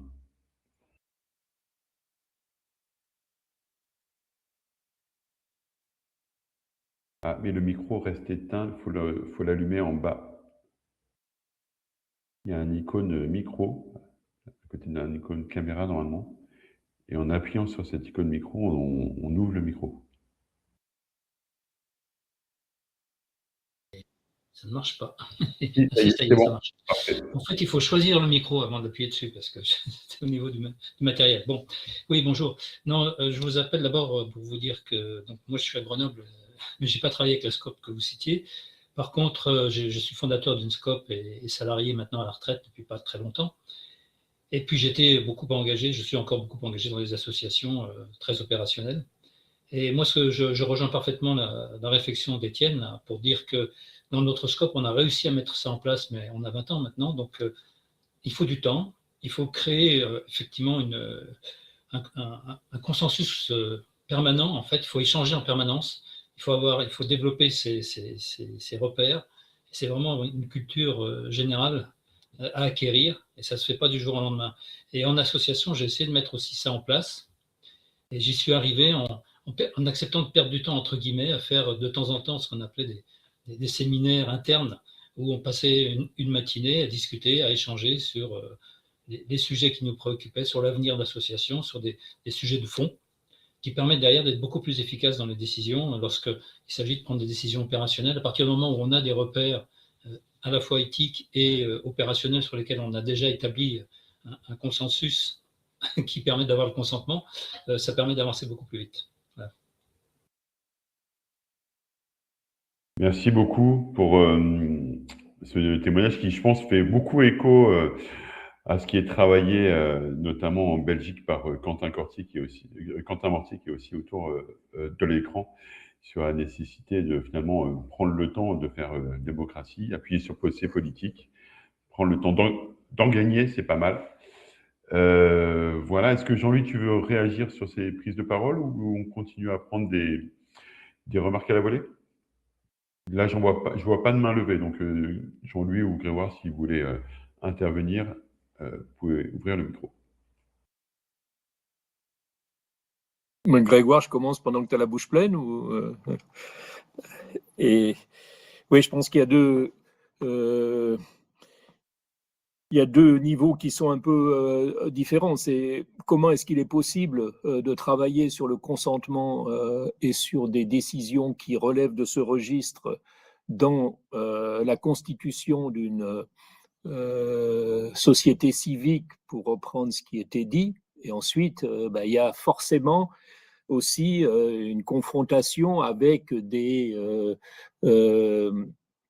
élus qui est une coopération conflictuelle parce qu'ils ne sont pas d'accord sur tout ce qui peut être dit par cette société civique, et c'est logique. Hein. Ce que je pense veut profondément montrer l'intérêt pour la co-construction, c'est que on ne sortira pas du projet néolibéral auquel nous sommes confrontés uniquement en revenant à l'étatisme qui a marqué la période antérieure, hein, puisque cet étatisme, il n'a pas trouvé véritablement suffisamment de légitimité pour être défendu contre le projet néolibéral. Donc, pour nous, la co-construction de l'action publique, c'est en fait la manière de relégitimer l'action publique au XXIe siècle, en articulant action citoyenne et pouvoir public. Ce qui, et je reprends ce que disait David tout à l'heure, ce qui amène à pouvoir envisager la conflictualité comme coopération conflictuelle, mais forcément, il n'y a pas obligation de cette conflictualité, mais il faut quand même l'envisager comme l'une des possibilités, parce que si il y a une action citoyenne qui se constitue de manière suffisamment forte, qui aboutit à un consentement en son sein, à ce moment-là, c'est vrai qu'il va y avoir, par ce processus instituant, par ce processus inspirant, pour reprendre tes termes, il va y avoir une déstabilisation, un débordement de ce qui est le cadre institué. Et ça, forcément, ça va ne pas se faire tout seul. Hein. Et c'est ça, je pense, qu'il faut essayer d'envisager dans la co-construction, avec le fait que ça reste, et pas seulement dans la recherche, très difficile de tenir cette position qui soit à la fois apte à la conflictualité, apte à la critique et apte à la co-construction. Et c'est le fait de tenir les deux qui me semble à la fois nécessaire et ardu, parce qu'on n'est pas habitué, on est habitué finalement à un dualisme, soit on est dans la coopération, soit on est dans la conflictualité. Et justement, il faut pouvoir être sur ce continuum entre les deux pour que se construise une démocratie enrichie par la délibération, mais qui pourtant ne pourra pas faire l'impasse sur les médiations représentatives. Et donc, c'est à cet enjeu-là qu'on doit se confronter. Et il me semble qu'il faut qu'on continue à partir de ce qui a déjà été fait, au moins dans plusieurs directions. La première direction, c'est revenir dialoguer de cela avec un certain nombre d'associations d'élus, celles qui ont été déjà associées au séminaire final et d'autres, pour voir comment est-ce qu'il est possible de contribuer à la réflexion avec elles. Réfléchir aussi à la production de connaissances que permettent les recherches participatives, parce qu'il faut quand même que l'on soit conscient du fait que les rares programmes de recherche sur lesquels nous nous sommes appuyés pour faire la recherche ESCAPE, comme la recherche laïque, viennent d'être supprimés. Donc c'est pour ça que on va organiser une rencontre internationale autour de la production de connaissances par les recherches participatives le 26 juin à Paris. On vous enverra le programme là, qui est en train d'être finalisé, parce que je pense qu'il faut aussi se réunir pour défendre ces formes de recherche participative, parce qu'on est confronté, y compris au sein de la recherche et de l'université, à un retour du scientisme qui nous dit « mais vous n'êtes pas des chercheurs, vous êtes des militants », alors que leur recherche est profondément idéologique. Donc je pense qu'il ne faut pas se laisser enfermer dans l'idée que la connaissance supposerait la neutralité. C'est un peu comme quand on exige que les associations soient neutres. La recherche, par définition, par construction, n'est pas neutre, pas plus que les associations n'ont à être neutres, et je pense qu'il faut qu'on défende ça. Et puis, je mentionnerai aussi finalement un effet de la recherche ESCAPE. On a été sollicité par celui qui est responsable des droits humains à l'ONU, là, qui est en train de faire un rapport sur comment il est possible d'éradiquer la pauvreté sans passer par le préalable de la croissance, c'est-à-dire en remettant en cause les raisonnements économiques habituels. Et il a été possible d'intégrer dans ce rapport, qui va être disponible dans quelques mois, je pense qu'il est discuté à l'Assemblée générale de l'ONU en juillet, il a été possible d'intégrer justement le levier de la co-construction comme étant une façon de participer à une autre approche socio-économique. Donc je pense que nous devons continuer à partir de ce qui a été fait par ESCAPE pour essayer de sensibiliser à cette vision qui est à la fois critique et constructive, et qui est si difficile à tenir parce que nous sommes habitués à scinder, à cloisonner entre les deux, alors que la co-construction nous demande finalement, comme le disait David d'une certaine manière, de tenir les deux bouts. Ça y est, Grégoire, je peux te passer la parole parce que tu as fini de manger. J'ai fini mon emploi. J'allais me dire, est-ce que je vais pouvoir réagir derrière? Et en fait, si ça m'inspire quand même quelque chose, moi, que je trouvais notable dans ce qu'on a pu observer dans les tentatives de co-construction, c'est la dichotomie, enfin, comment dire, la dichotomie assez forte entre un processus de co-construction qui émane plutôt de la société civile et un processus de co-construction qui émane plutôt de la collectivité. Avec à chaque fois, finalement, les mêmes problématiques, que ça vient d'un côté ou de l'autre, de la difficulté à intégrer l'autre partie dans le processus. Et c'est pour ça qu'en fait, je pense qu'il y a une importance à ces logiques de dialogue préalable, et notamment pas que à des échelles territoriales ou locales, telles comme c'est le cas quand on est dans des co-constructions actives et de projets, mais aussi penser on va dire penser le cadre propice à la mise en œuvre de ces logiques de co-construction dans un dialogue entre peut-être aussi les représentants, les réseaux, les fédérations, notamment du champ associatif, et ces fédérations d'élus, etc. Parce qu'en fait, si on veut dépasser le point de blocage, ou si je caricature un petit peu, si ça émane de la collectivité, les acteurs se font un petit peu dévoyer, se font un peu entourlouper, instrumentaliser, et puis du coup, ils vont pas trop franchement. Et puis si la dynamique de construction part plutôt des acteurs, les institutions vont être dans une logique un petit peu de frein, du type, bon, est-ce que c'est bien légitime, est-ce que c'est bien méthodologiquement, comment dire, suffisamment suffisamment pertinent, etc. Et donc, en fait, je pense qu'il y a un enjeu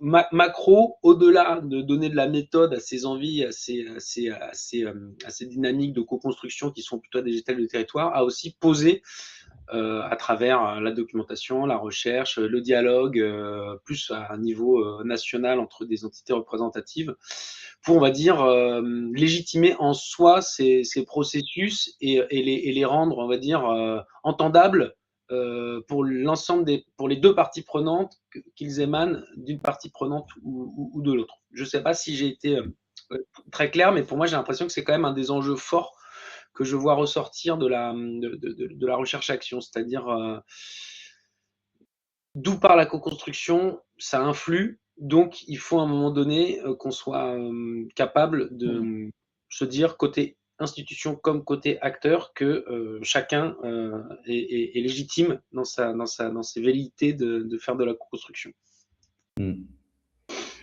Merci Grégoire. Du coup, je signale qu'on est rentré dans les 5 dernières minutes du temps café CAC, voilà, et que ça arrive parfois, on n'aura pas le temps de s'échanger des recommandations, de trucs à lire, à voir, sauf si on peut le faire évidemment sur le chat. N'hésitez pas, ça fait partie des ressources après qu'on renverra dans la journée. Et donc, du coup, il reste une poignée de minutes pour être sur ce sujet-là. Et puis après, on basculera sur le temps stricto sensu, MCAC, et des actualités plus autour du secteur culturel. Et justement, alors les deux prises de parole prochaines sont celles d'acteurs culturels, avec d'abord lui, je crois, la Fédération des ensembles vocaux et instrumentaux. Voilà, à toi la parole, et après Patricia. Bonjour, vous m'entendez? Oui. Oui. Première fois que j'utilise cet outil. Merci beaucoup pour ces échanges hyper intéressants. Je réagis juste sur un point, notamment au moment où M. Laville évoquait le fait qu'on ne pourra pas sortir du projet libéral uniquement en revenant à l'étatisme, c'est-à-dire dans une sorte d'attente d'un État raisonnable qui assurerait c'est comme ça que j'ai compris, qui assurerait le progrès et les conditions du développement raisonnable. Je me posais la question, une des rares choses spectaculaires qui s'est construite en dehors de l'État, comme action publique très forte, qui s'est construite en dehors de l'État ces dernières années, ces dernières décennies, me semble être l'exemple de la sécurité sociale, où les choses tout ce système de soins assez extraordinaire qui s'est construit par un certain type de concertation qui était celui de la négociation paritaire. Plus que, me semble-t-il, une sorte de co-construction citoyenne plus large. Ma première question, c'est est-ce que finalement cette construction politique par la négociation, enfin pas paritaire d'ailleurs, elle n'était pas tout à fait paritaire à l'époque, par en tout cas les ouvriers, par les travailleurs, est-ce que ça rentre dans le cadre de ce que vous mettez dans la co-construction? Et ma deuxième question, c'est que quand j'entends les tenants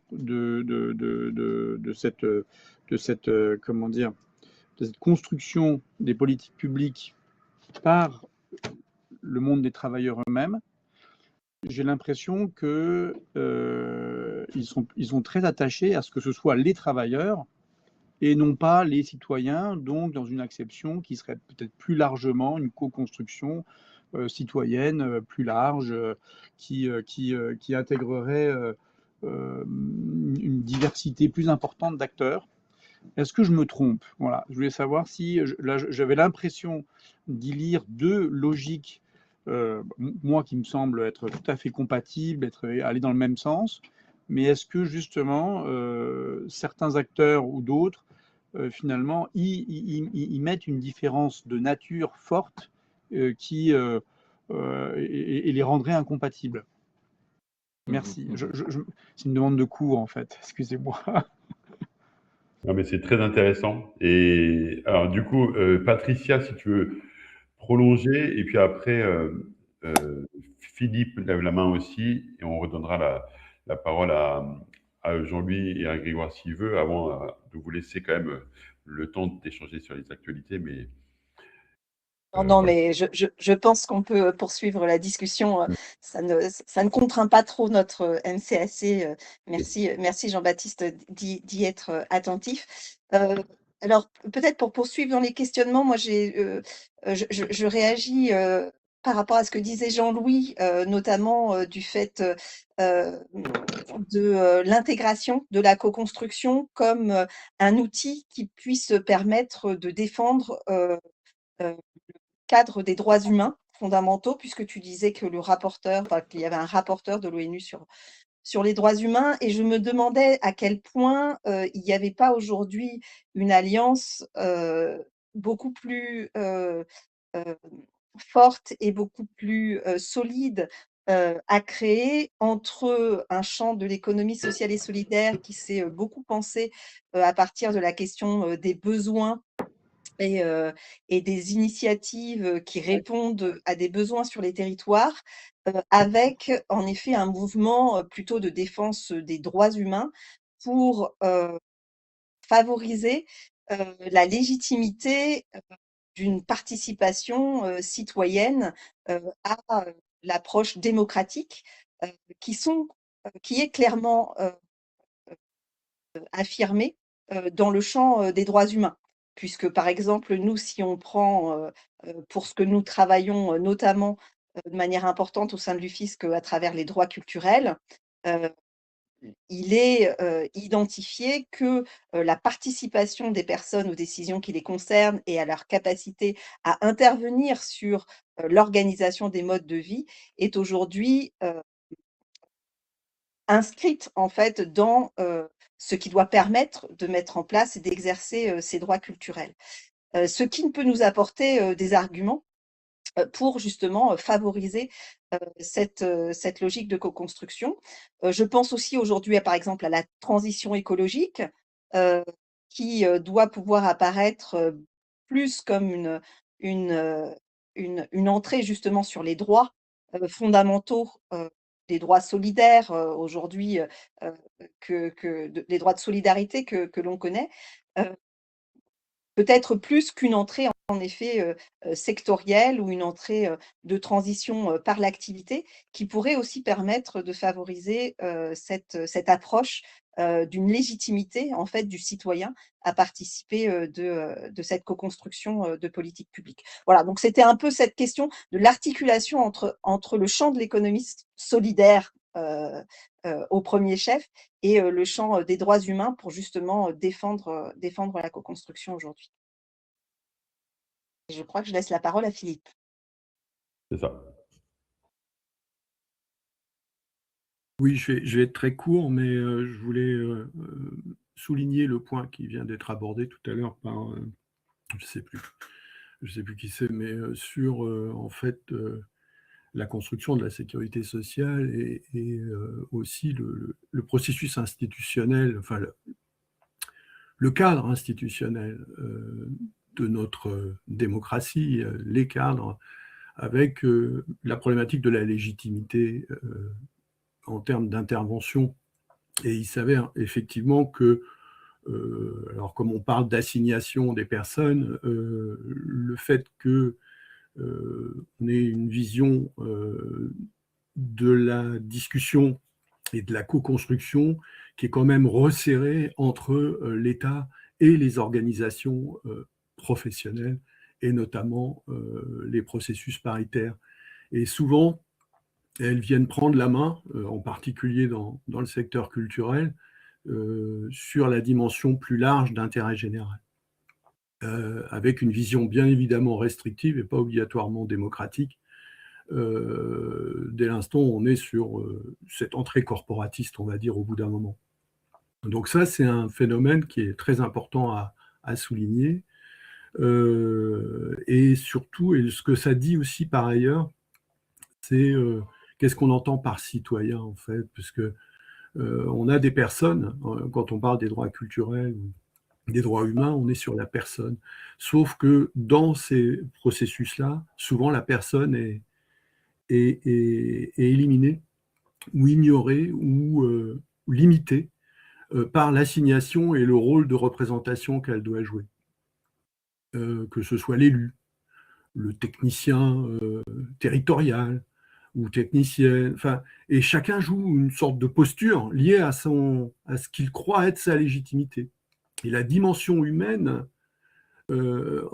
et personnelle qui fait qu'on est là entre humains, et ce qui fait société, c'est pas simplement un jeu de représentation, c'est un de posture, de je suis associatif, je suis ceci, je suis là. C'est aussi d'arriver à faire dégager cette entrée et cette entièreté de la personne, plus que simplement sa représentation, ou ce qu'elle veut représenter, ou ce qu'elle doit représenter.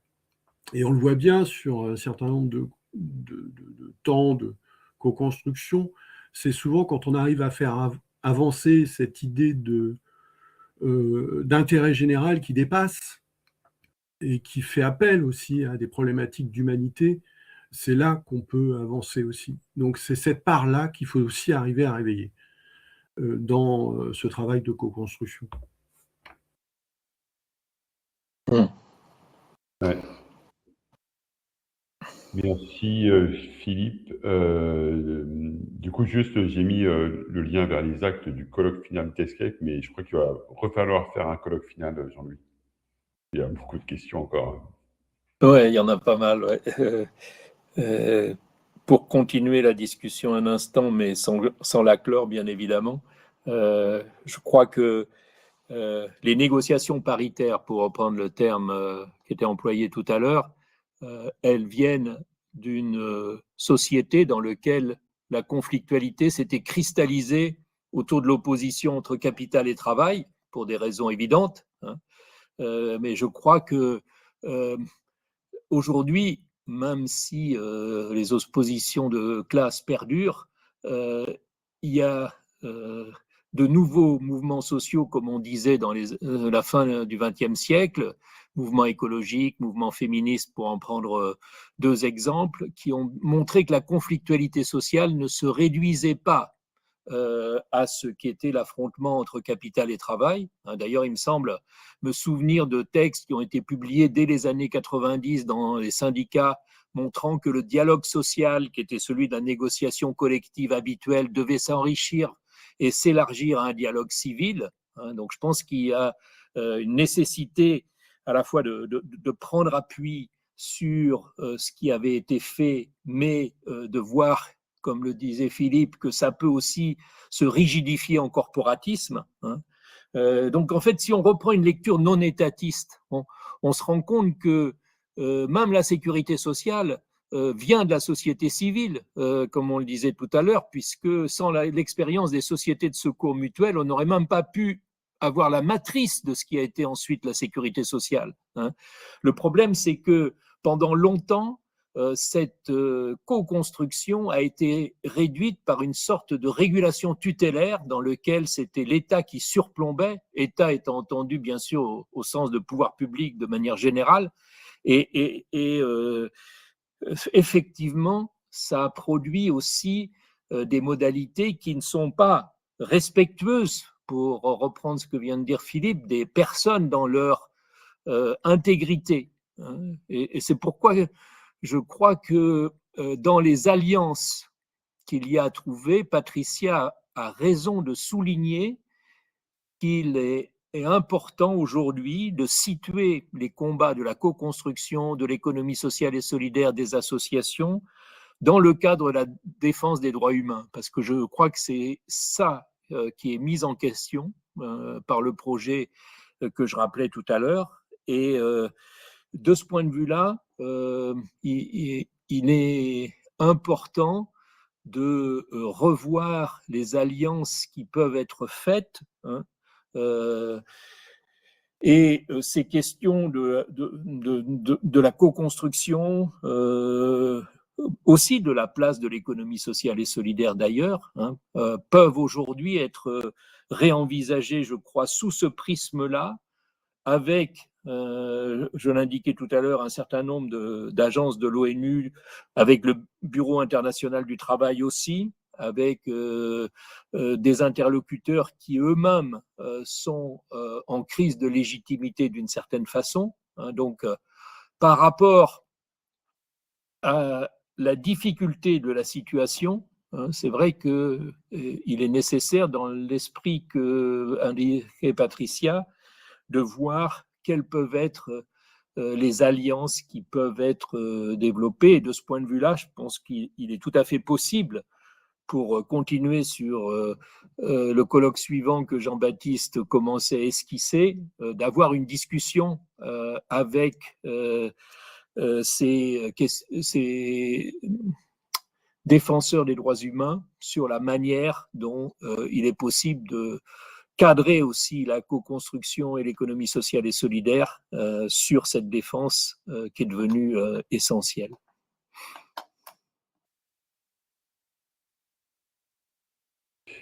Merci beaucoup. Et du coup, j'ai mis sur le chat, vous verrez, puisqu'on parle de sécurité sociale et qu'on est passé en mode MCAC, le lien vers le livre qui est le produit du séminaire sur la sécurité sociale de la culture et qui permet de poser toutes ces questions-là. Alors, Philippe, tu as la main levée. Est-ce que c'est parce que tu ne l'as pas baissé ou parce que tu as un rebond à faire? Si tu as un rebond à faire, vas-y, sans problème. Et puis, voilà, Patricia précise qu'effectivement, dans le cadre d'Escape, la mise en place de sécurité sociale de l'alimentation localement a été étudiée et c'était très, très riche. Oui, peut-être dire quelque chose qu'on n'a pas dit, c'est que les monographies sont disponibles dans leur format synthétique dans la revue Alters Media, qui malheureusement n'est pas numérisée, mais on mettra quand même le lien. Voilà, et je pense qu'on pourra peut-être numériser à un moment ces études et avoir accès en PDF, ça serait vraiment super. Est-ce qu'il y a d'autres rebonds, remarques, réflexions, partage de ressources? Merci d'ailleurs à SY pour le partage de ressources là dans le chat.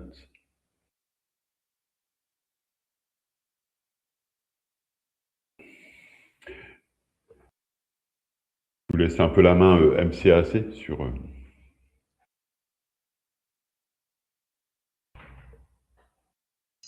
On peut prendre juste 5 minutes, mais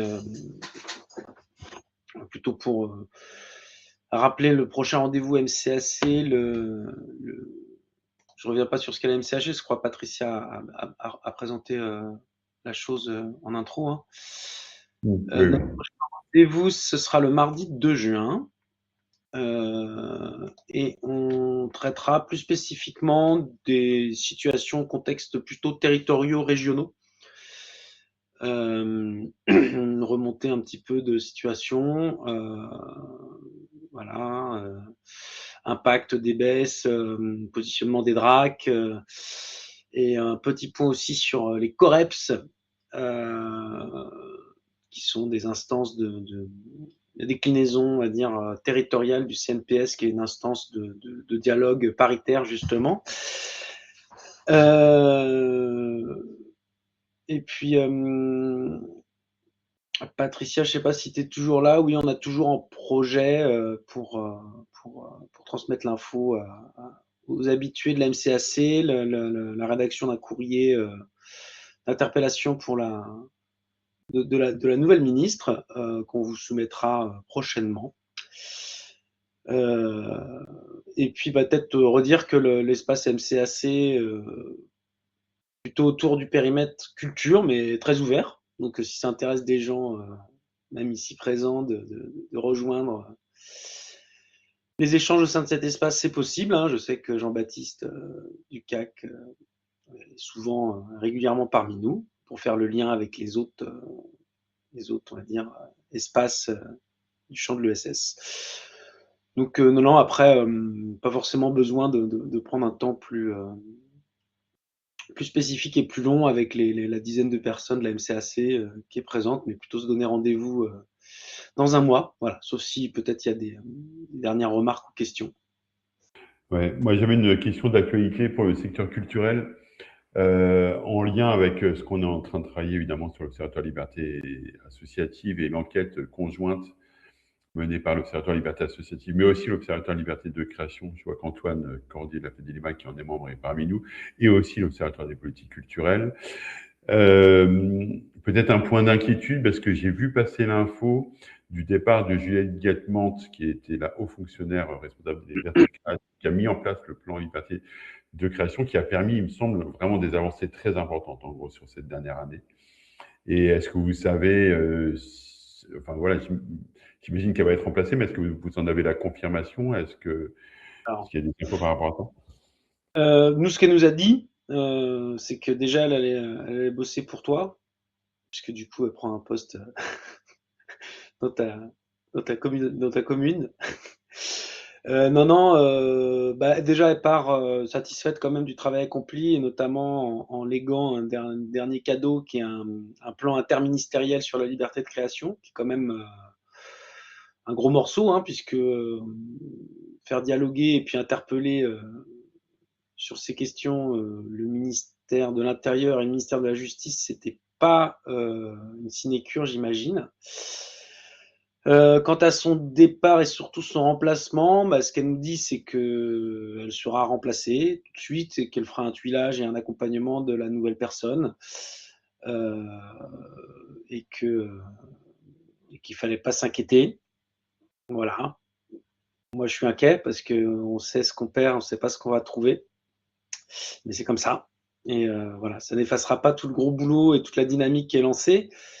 Mais bon, non, vraiment, enfin, on peut que dire que c'était quand même un profil un peu atypique et un peu exceptionnel pour une haute fonctionnaire au sein du ministère. Est-ce qu'on va avoir un profil du même genre ou quelqu'un de plus bureaucrate, lisse? Je ne sais pas. J'en ai peur.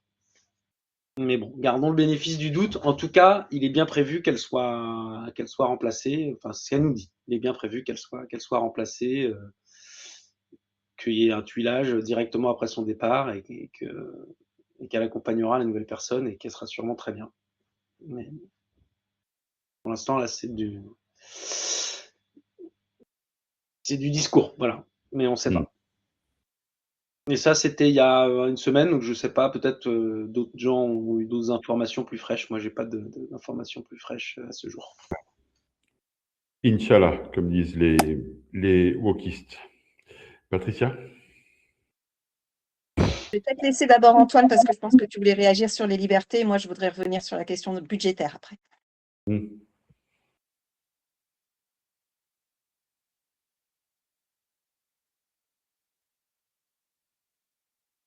Oui, merci. Patricia, vous m'entendez bien? Oui.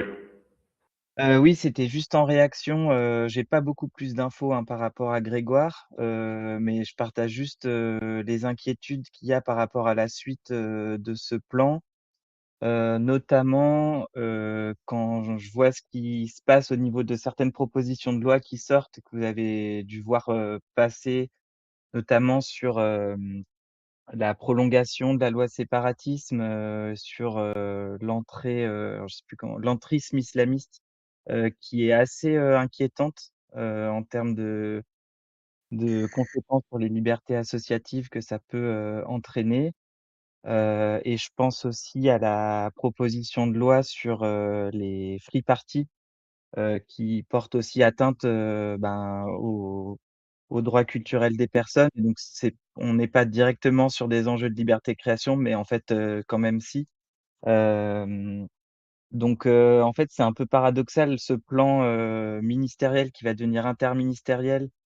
Ben, on voit qu'il y a eu quelques avancées et encore au niveau des territoires, j'ai du mal à voir vraiment l'impact réel qu'il y a réellement sur, par exemple, la nomination de référents dans les DRAC, enfin, parce qu'en fait, les cas se multiplient malgré le déploiement du plan. Donc, voilà, c'est voilà, quand même des petites inquiétudes pour la suite et dans un contexte voilà, de pression croissante et de lois qui ne sont pas trop en faveur de ces libertés-là. Voilà, c'était juste un petit partage en réaction. Ouais, merci Antoine, hein. Effectivement, important aussi l'éclairage là, sur les free parties, ce qui se passe là. Patricia? Merci pour les infos aussi, Jean-Baptiste, sur en effet cette nouvelle loi présentée au Sénat par enfin, il y a notamment Bruno Retailleau, je crois, qui est porteur de la loi. Il faudra qu'on l'observe de près, mais j'imagine que l'Observatoire des libertés associatives va être en travail sur le sujet. Et peut-être parce que juste Jean-Louis en a parlé également dans son propos, cette articulation à faire aussi avec les libertés académiques, qui serait vraiment importante parce qu'on voit bien qu'aujourd'hui, c'est vraiment, enfin, que ce soit aussi dans les libertés écologiques, etc., qu'il y a les libertés syndicales, qu'il y a une attaque assez frontale qui est portée. Et qu'on a un besoin de réaction collective. Donc, c'est vrai que c'est bien que nous, on ait au niveau de culture un plan interministériel sur la liberté de la création, mais notre attention pour les réseaux culture, c'est justement ce que disait un peu Philippe tout à l'heure, surtout ne pas s'enfermer dans un corporatisme qui serait de ne défendre que les libertés de création, sans faire attention à côté que c'est l'ensemble des libertés qui sont aujourd'hui attaquées. Donc c'est vrai que ce serait aussi intéressant peut-être que voilà, on comprenne aussi à travers potentiellement l'Observatoire des libertés associatives, comment le lien avec, en effet, l'Observatoire sur les libertés économiques ou académiques ou autres, je pourrais même dire les libertés économiques, si on parlait de l'économie solidaire. En tout cas, voilà, comment peut-être on pourrait créer aussi des espaces d'articulation entre ces différents univers. Et sinon, je voulais aussi reparler un peu du budget, parce qu'on est en MCAC, mais il y a aussi plusieurs personnes Bah, qui dans sont ce cas-là, juste encore. avant que Oui, tu parles pardon. du budget, Patricia, excuse-moi, juste un petit signal assez intéressant, c'est qu'on a une sollicitation de la part du réseau des professionnels de la culture scientifique, technique et industrielle qui ont un parcours dans le cadre de leur prochain congrès annuel sur neutralité, pression, autocensure, jusqu'où tenir.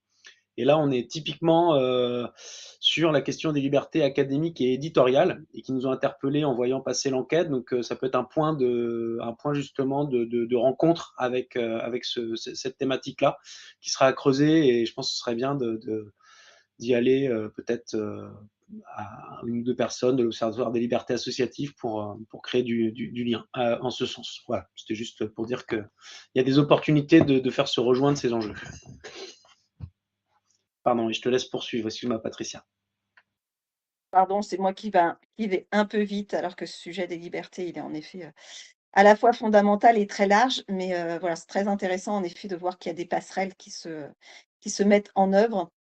Et on aurait pu aussi parler de la question des médias, hein, puisqu'on était sur le festival des médias indépendants il y a quelque temps à Rennes, là, le 11 avril. Et c'est pareil, on voit que ça rassemble et que ça travaille de plus en plus ensemble sur ces sujets. Non, après, d'un point de vue budgétaire, c'était plutôt pour partager potentiellement quelques infos sur l'actualité plutôt nationale, puisque comme on a dit, on ferait plutôt un point sur la question territoriale le 2 juin. Il y a cette fameuse annonce des économies budgétaires avec potentiellement un décret en préparation par Bercy. Donc voilà, nous, on n'a pas forcément plus d'infos que ça au niveau culture. Je me demandais si au niveau du champ associatif, vous aviez aussi peut-être des éléments. Je sais qu'il y a la campagne du mouvement Asso qui va se lancer pour défendre les associations, mais on voit bien qu'aujourd'hui, on est déjà en préparation, d'une austérité supplémentaire sur 2026 et d'une austérité encore plus forte pour le budget 2027. Voilà, donc c'était plutôt savoir si vous aviez des infos, sachant que nous, comme le disait Grégoire sur le ministère de la Culture, on a eu en mai des informations sur les baisses des crédits pour les structures artistiques et culturelles par les directions régionales des affaires culturelles, donc nos directions déconcentrées, qui vont protéger plutôt les opérateurs de l'État, les opérateurs labellisés et être plutôt, enfin comment dire, que les baisses et les coupes vont plutôt se faire sur les festivals. Je vois Chloé notamment, donc on a en effet appris qu'il y aurait une baisse conséquente sur le fonds des festivals et puis sur toutes les structures, lieux intermédiaires, lieux alternatifs, voilà, structures qui sont un peu en dehors des radars et pas nécessairement conventionnées par les DRAC, avec quand même un aspect qu'il faut quand même souligner, c'est qu'il y a une volonté de préservation des équipes artistiques, ce qui est quand même important. Mais voilà, on sait que le tissu associatif risque de prendre très cher, là, à la fois avec les baisses des DRAC et puis le désengagement d'un certain nombre de collectivités territoriales qui perdurent. Voilà, donc c'était peut-être pour faire plutôt un peu de mise en perspective, si vous en avez aussi sur un champ plus associatif ou s'il y a peut-être Chloé ou d'autres qui voulaient préciser un peu ces points-là d'un point de vue budgétaire. Oui. Non, moi, enfin, on a les mêmes informations que toi de notre côté. Il n'y a pas vraiment plus d'informations ou de précision sur la baisse des crédits déconcentrés, dont Fonds Festival, si ce n'est que la plupart de nos adhérents ont engagé leur structure et donc vont avoir des problèmes de trésorerie assez rapidement. Voilà. Oui. Et sur l'ensemble du secteur associatif, en fait, il y a des chiffres là qui sont sortis, notamment de ESS France, du mouvement associatif. Tu parles de la campagne nationale que prépare le mouvement associatif La France qui se bat. Donc nous, au cas qu'on n'est pas à la manœuvre sur cette grande campagne nationale, on aurait préféré sûrement une tonalité plus radicale, puisqu'on avait lancé des soulèvements associatifs, nous, carrément. Mais il n'empêche que évidemment la dynamique doit être portée, soutenue, et que pour nous, il y a peut-être justement un enjeu dans la façon dont on peut apporter aussi une tonalité à travers la diffusion d'informations sur la situation, et notamment telle qu'elle peut être objectivée avec ces chiffres clés qui permettent quand même de prendre la mesure de la catastrophe présente et à venir, quoi. Donc voilà, nous on a nos trajets bientôt et je pense que ça va être aussi l'occasion de s'exprimer. Et alors, après, il y a évidemment la date symbolique qui se prépare du 1er juillet prochain, puisque ça sera les 125 ans de la loi de 1901. Et donc, il y a des choses à faire en termes de contenu sur des rencontres, mais on va revenir vers vous assez rapidement pour proposer toute une série de choses dans cette optique-là.